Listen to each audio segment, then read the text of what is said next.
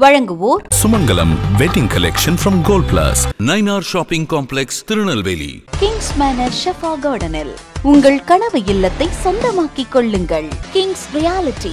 For contact 9629435005. சூழற் கழகத்தின் சார்பில் நெல்லை டவுன் கல்லணை மகளிர் மேல்நிலைப் பள்ளியில் சாதனை மாணவிகளை உருவாக்கிய ஆசிரியர்களுக்கு பாராட்டு விழா நடைபெற்றது.